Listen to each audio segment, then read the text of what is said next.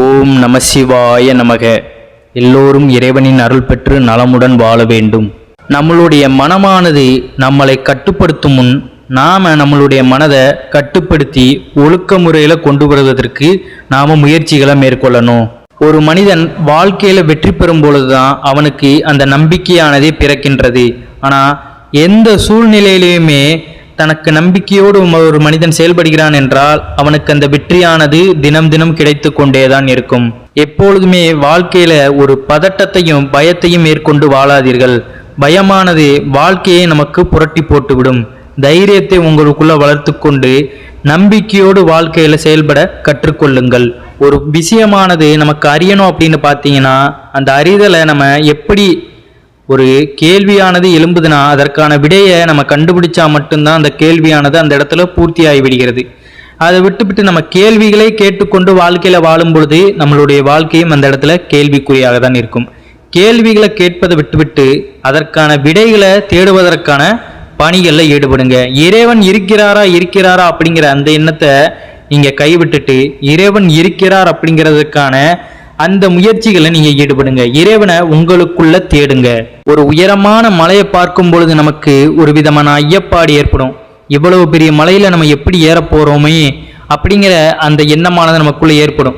ஆனா அந்த மலையில ஏறினதுக்கு அப்புறம் பார்த்தீங்கன்னா அந்த மலையை நம்மளுடைய காலுக்கு அடியில தான் இருக்கும்.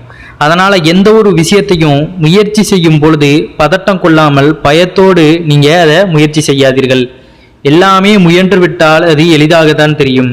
எவ்வளவு பெரிய மலையாக இருந்தாலும் சரி, எவ்வளவு பெரிய கஷ்டமாக இருந்தாலும் சரி, அதை கண்டு மலைத்து விட்டு நம்ம அப்படியே நின்று விட்டோம் என்றால் அந்த கஷ்டத்தில் இருந்தோ இல்லை அந்த மலையேற்றத்தில் இருந்தோ நம்மால் மேலவும் வர முடியாது, கீழையும் இறங்க முடியாது.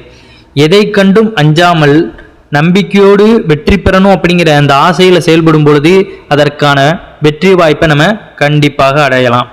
ஒரு பந்தயத்துல நம்ம ஜெயிக்கணும்னா அந்த விஷயம் பூராமே நமக்கு அந்த பந்தயத்தில் நம்ம வெற்றி பெறணும் அப்படிங்கிற அந்த நோக்கத்தில் போனோம்னா நம்மளுக்கான அந்த வெற்றி வாய்ப்பு அப்படிங்கிறது நமக்கு கொஞ்சமாவது கிடைக்கும். நம்ம ஜெயிப்போமோ அப்படிங்கிற அந்த எண்ணத்திலே நம்ம போகும் பொழுதே நம்மளுடைய அந்த பந்தயமே அந்த இடத்துல நமக்கு தோல்வியை தான் சந்திக்க நேரிடும். அதனால எதை கண்டுமே அஞ்சாம முன்னேறி நம்ம பாட்டுக்கு நம்மளுடைய இலக்கு நோக்கி போகிறோம் என்றால் அதற்கான வழியை நம்ம கட்டாயம் அடைந்து விடலாம். நம்ம இன்றைக்கு அனுபவிக்கிற கஷ்டங்கள் வலிகள் எல்லாமே நாளைக்கு நம்மளுக்கான அந்த சுகத்தை கொடுப்பதற்கான அறிகுறி அப்படிங்கிறத நம்ம உணர்ந்து கொள்ளணும். ஏன்னா இப்போ ஒரு சிற்பம் செய்கிறாங்கன்னா அந்த கல்லில் அவ்வளோ உளிப்பட்ட பிறகுதான் அந்த சிற்பமானது நன்றாக வடிவமைத்து அதை நம்ம இறைவனாக வழிபட்டு அதற்கான அந்த உயிரை கொடுத்து அந்த ஆற்றலை கொடுத்து நம்ம வழிபடுகிறோம். அப்போ வழி தாங்காத கல்லெல்லாம் பார்த்தீங்கன்னா நாம் ஏறி மிதித்து போகின்ற வாசப்படிகளாக தான் மாறுகின்றது. அப்போ வலியோடு தாங்கி கொண்டு உருமாறுகின்ற அந்த கற்கள் பார்த்தீங்கன்னா இறைவனாக நம்ம பூஜிக்கிற சுவாமி சிற்பங்களாக இருக்குது.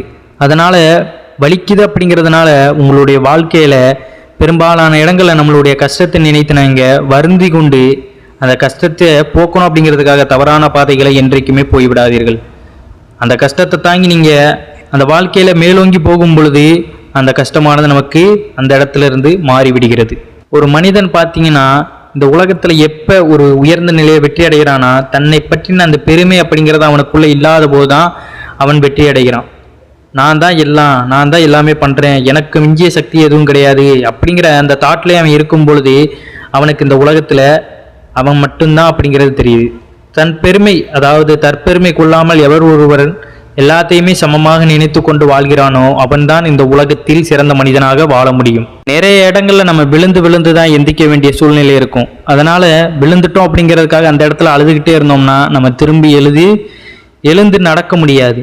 இனிமே விழாத மாதிரி எப்படி அந்த இடத்துல பயணத்தை நம்ம மேற்கொள்றோம் அப்படிங்கிறதான் முயற்சி பண்ணணும். அது திரும்ப நம்ம முயற்சி பண்ணும்போது தான் ஏதோ ஒரு கட்டத்துல அந்த முயற்சியானது நமக்கு வெற்றி அடையும். அதனால ஒரு தடவை விழுந்துட்டோம் அவ்வளவுதான், இனிமேல் வாழ்க்கையானது முடிஞ்சிருச்சு அப்படிங்கிற அந்த எண்ணத்துல நம்ம போகும் பொழுது வாழ்க்கை நமக்கு அந்த இடத்துல கைவிட்ட மாதிரி ஆயிடுது.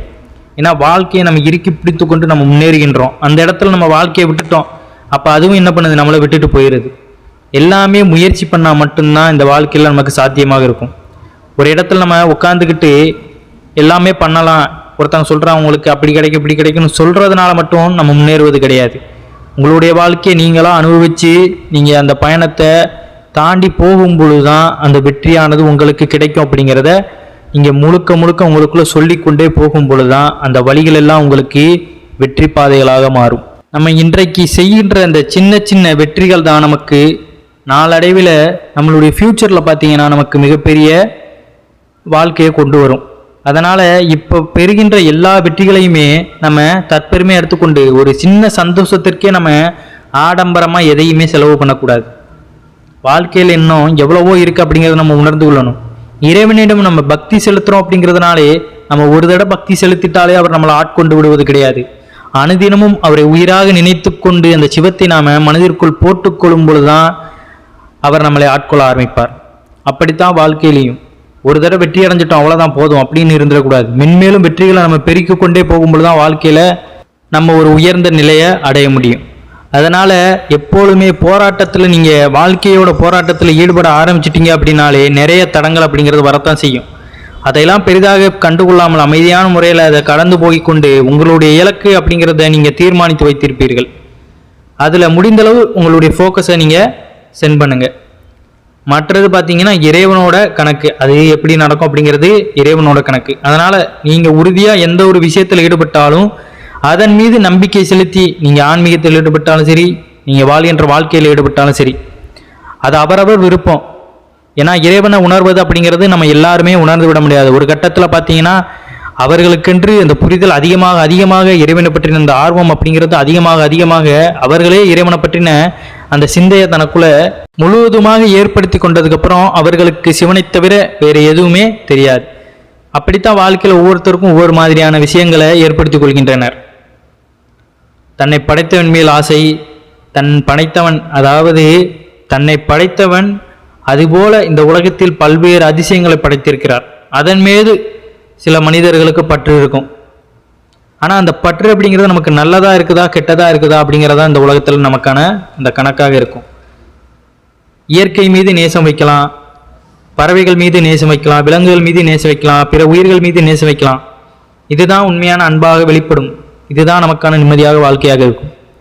சில பேருக்கு பணத்தின் மீது ஆசை இருக்கும், சில பேருக்கு நிறைய பொருள் மீது, பொன் மீது, இப்படி ஆசைகள் அப்படிங்கிறது அதிகமாகத்தான் இருக்கும். எல்லோருக்குமே ஒவ்வொரு குணத்தின் அடிப்படையில் ஒவ்வொரு குணமாக அவர்களுடைய ஆசையை நம்ம வகுத்து வைத்திருப்பார்கள். ஆனால் அந்த ஆசைகள் அப்படிங்கிறத நமக்கு எழுவது அப்படிங்கிறத நம்ம எப்படி எடுத்துக்கொள்கிறோம் அப்படிங்கிறத உண்மை.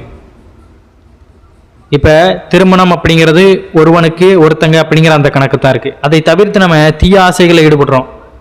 ஒருத்தங்களை தவிர்த்து நம்ம வேற ஒருவர் மீது இந்த அஃபெக்ஷன் ஆனது நமக்கு வரும்பொழுது அந்த இடத்துல தான் தவறு நடக்குது. அப்போ எது எந்த இடத்துல நடக்கணுமோ அது சரியாகத்தான் நடந்து கொண்டு வருது. நாமளா எதையுமே திடீரென்று முடிவெடுத்து மாற்றக்கூடாது. இறைவனிடத்திலும் சரி, நம்ம வாழ்க்கையிலும் சரி, ஒரு மனிதன் சுய ஒழுக்கத்தோடு தன்னுடைய குணங்களை எப்பப்போ வெளிப்படுத்தணுமோ அப்பொழுது மட்டுமே வெளிப்படுத்தி கொண்டு அமைதியான வாழ்க்கையை வாழ்ந்து கொண்டு தர்ம வழியில் நடக்கின்றானோ அவனுக்குத்தான் இறைவனோட அந்த அருளானது, அவன் இறைவனை வணங்கலாட்டியும் அந்த அருளானது அவனுக்கு இருந்து கொண்டு தான் இருக்கும். ஏன்னா அவன் செய்கின்ற அந்த தர்மங்கள் அவனை காத்து கொண்டு இருக்கின்றது.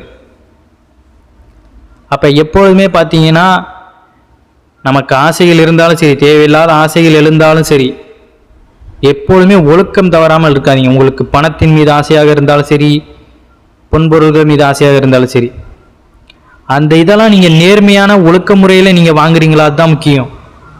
ஒரு பொருளை வாங்க நீங்கள் ஆசைப்படுறீங்க, அதோட ரேட்டு அதிகமாக இருக்குது.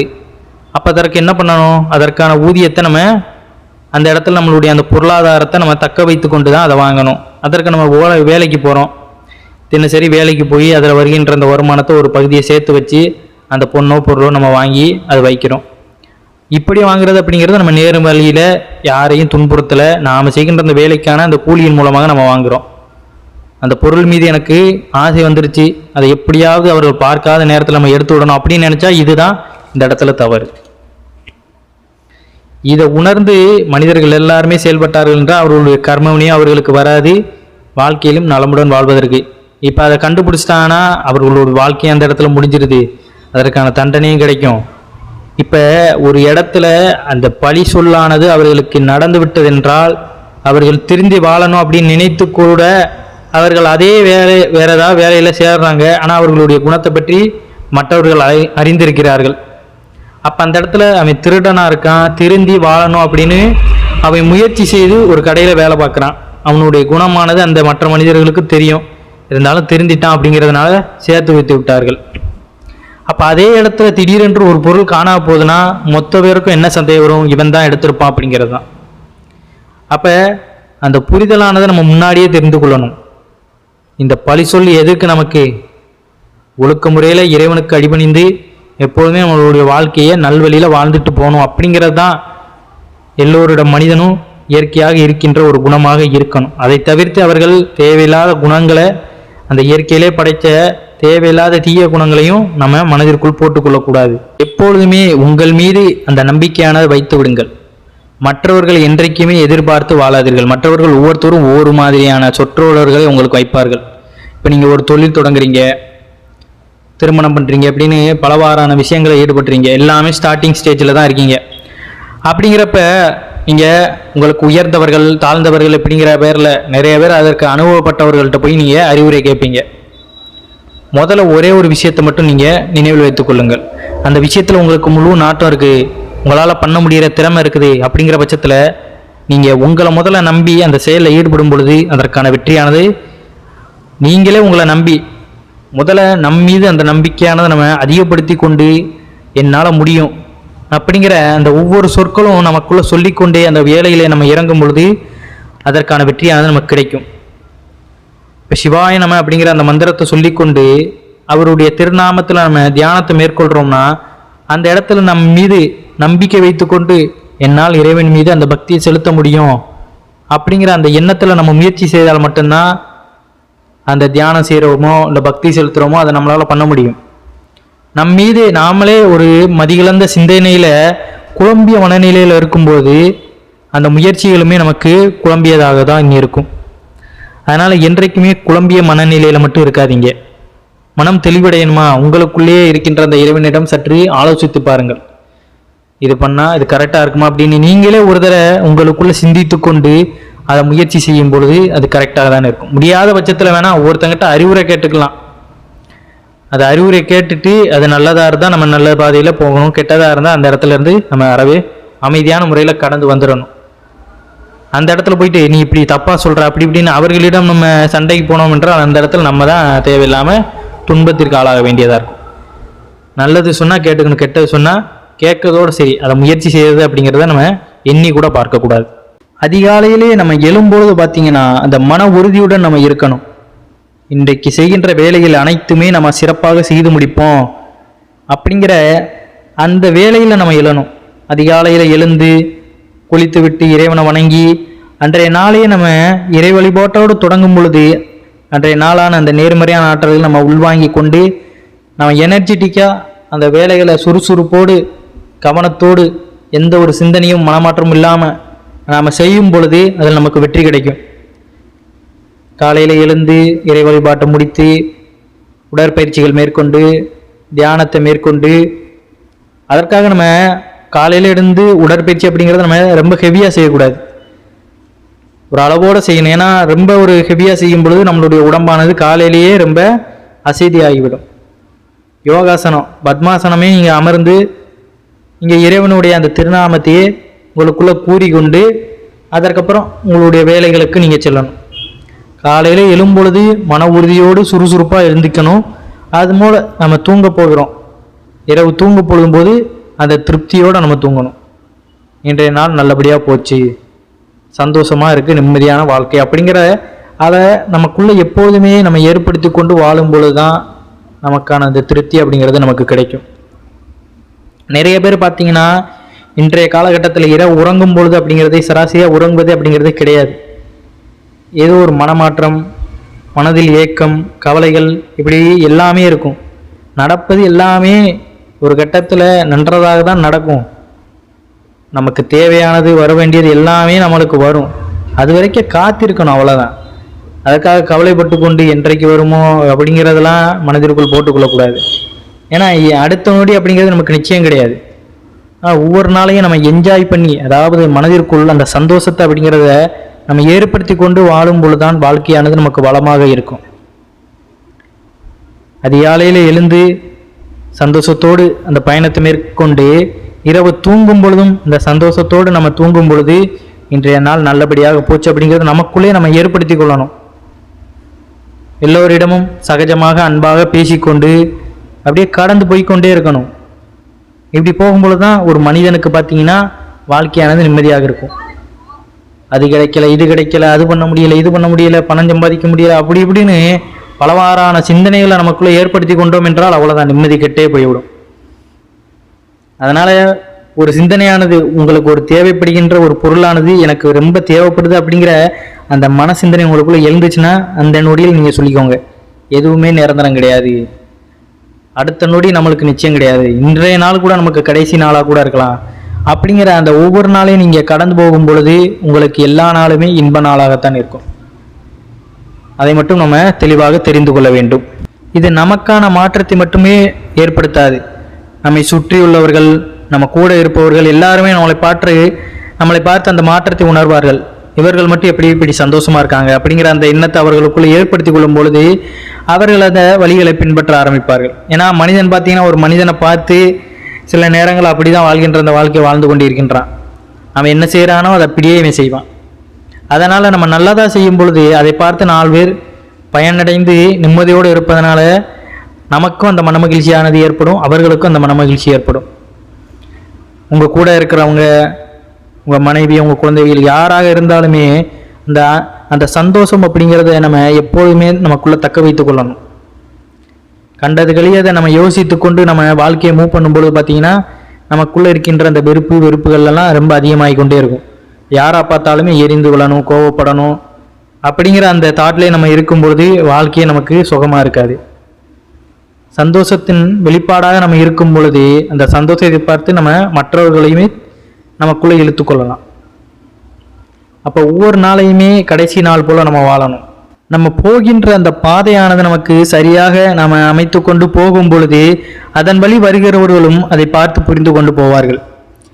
இப்போ பார்த்தீங்கன்னா நம்ம மற்றவர்களை கவரணும் அப்படிங்கிறதுக்காக நம்ம வாழ்ந்து கொண்டு இருக்கிறோம் அப்படிங்கிற பட்சத்தில் நம்ம அவர்களுக்காக மட்டுமே யோசிப்போம். அவர்கள் எங்கெல்லாம் மயங்குறாங்க, என்னெல்லாம் பண்ணுறாங்க அப்படிங்கிறத நம்ம பார்த்து கொண்டு அந்த சிந்தனையில் இருக்கும்பொழுது நம்ம அதற்கான தயாரிப்பான அந்த வேலையில் தான் இயங்குவோம். அப்போ நம்மளுடைய ஃபோக்கஸான அந்த இடத்துக்கு நம்ம போக மாட்டோம். எப்போதுமே மற்றவர்களை கவரணும் அப்படிங்கிற அந்த எண்ணத்தில் மட்டும் நம்மளுடைய வாழ்க்கையை நம்ம தீர்மானிக்கக்கூடாது. நம்மளுடைய நோக்கத்தோடு நம்ம போகும் பொழுது பார்த்தீங்கன்னா நமக்கானவர்கள் எல்லாருமே நம்ம மீது அந்த அன்பை செலுத்துவதை நம்ம உணர்ந்திருப்போம். ஏன்னா இருப்பவனிடம் தான் எல்லாமே இருக்கும், அன்பு பாசம் எல்லாமே இருக்கும். இல்லாதவனிடம் ஒரு உயிர் கூட அப்படிங்கிறது இருக்காது. ஏன்னா அவனால் எதுவுமே பூர்த்தி செய்ய முடியாது அப்படிங்கிறதுனால அவனிடம் எதுவுமே வந்து தங்காது. அப்போ உங்களுடைய இலக்கை நோக்கி நீங்கள் பயணித்து கொண்டே இருங்கள், உங்களுக்கானது உங்களை தேடி வந்தடையும் அப்படிங்கிறதான் நமக்கான கூற்று. வெற்றி அடைந்தவர்களும் இதைத்தான் உணர்த்தி விட்டு போயிருக்கின்றனர். அனைவருமே உயர்ந்த நிலைக்கு போகணும் அப்படிங்கிறது தான் எல்லாரோட எண்ணமாக இருக்கணும். மனிதர்களுக்கு அன்பு அப்படிங்கிறது மற்றவர்களிடம் அன்பு காட்டி தான் இருக்கணும். யாரையுமே துன்புறுத்தக்கூடாது, நமக்கென்று வாழணும் அப்படிங்கிற அந்த ஆசை இருக்கக்கூடாது. நீங்கள் உணர்ந்துட்டீங்க அப்படின்னா மற்றவர்கள் உணரல அப்படிங்கிறதுக்காக நீங்கள் தவறு செய்யக்கூடாது. ஏன்னா நாம் செய்கின்ற தவறு தான் நம்மளுடைய வாழ்க்கையை உயர்த்துதோ தாழ்த்துதோ அப்படிங்கிறது நம்மளுடைய கர்மவினையை பொறுத்து தான் அமைந்திருக்கிறது. அதனால் தவறுகள் செய்யாதீர்கள். எந்த ஒரு செயலை நீங்கள் தொடங்கினாலும் அதில் நல்ல செயல்களை மட்டுமே தனக்குள்ளே எடுத்துக்கொண்டு தீய செயல்களை ஈடுபடாதீர்கள். அடுத்தவர்கள் 1000 சொல்வார்கள், செய்வார்கள், அதையெல்லாம் நல்லதாக இருந்தால் மட்டும்தான் செய்யணும். ஒரு உயிருக்கு உணவளிக்கணும் அப்படிங்கிறது நல்லது, ஒரு உயிரை கொல்லணும் அப்படிங்கிறது தான் அந்த இடத்துல தீங்கான விஷயம் அப்படிங்கிறத நம்ம உணர்ந்து கொள்ளணும். இது உணராமல் அவர்கள் செய்கின்ற அந்த காரியத்துக்கு நாமளும் பங்கு வகித்து கொண்டு பிற உயிர்களை எந்த வகையிலுமே நம்ம துன்புறுத்தக்கூடாது. இறைவன் சில நேரங்களில் பார்த்தீங்கன்னா நமக்கான அந்த தண்டனையை நம்மளுடைய வாழ்க்கை முறையில் கடும் கஷ்டத்தின் மூலமாக கூட கொடுப்பாரு. இதை உணராத மக்கள் இறைவன் மீது அந்த பழியை செலுத்துவாங்க. இறைவன் எங்களை போட்டு இப்படி படாத பாடுபடுத்தாரு, கஷ்டத்தை கொடுக்குறாரு அப்படி இப்படின்னு. அப்போ நம்ம உணர்ந்து கொள்ளணும், நாம் செய்கின்ற அந்த செயல்களின் காரணமாக தான் இந்த கர்ம வினைகள் நமக்கு ஏற்படுகின்றது. அப்போ அந்த அப்பாவி மக்களையும் அந்த கொடுமைகளை அனுபவிக்கிறார்கள் அப்படின்னு கேட்டிங்கன்னா அது எல்லாமே அவர்களுடைய கர்ம வினை தான். ஏன்னா நம்மளால் அதுக்கான அந்த பதிலானது கூற முடியாது. அவர்கள் என்ன கர்ம வினை, அவர்கள் என்ன தவறு செய்தார்கள், இந்த ஜென்மத்தில் இப்படி இருக்கிறார்கள் அப்படிங்கிறது அவரவர் செய்த வினை அந்த ஆண்டவனுக்குத்தான் தெரியும். அதை அறிந்து கொள்ளணும் என்றால் அவரை பற்றின அந்த தேடலில் நம்ம ஈடுபடும் பொழுது தான் நம்மளுடைய வாழ்க்கை பற்றின அந்த புரிதலை நமக்கு வெளிப்பாடாக உணர்த்துவார். அதனால் வாழ்க்கையில் நல்ல வழி தீய வழிகளை அறிந்து வாழ்க்கை பயணத்தை மேற்கொள்ளுங்கள். நன்றி, வணக்கம். ஓம் நம சிவாய நமக.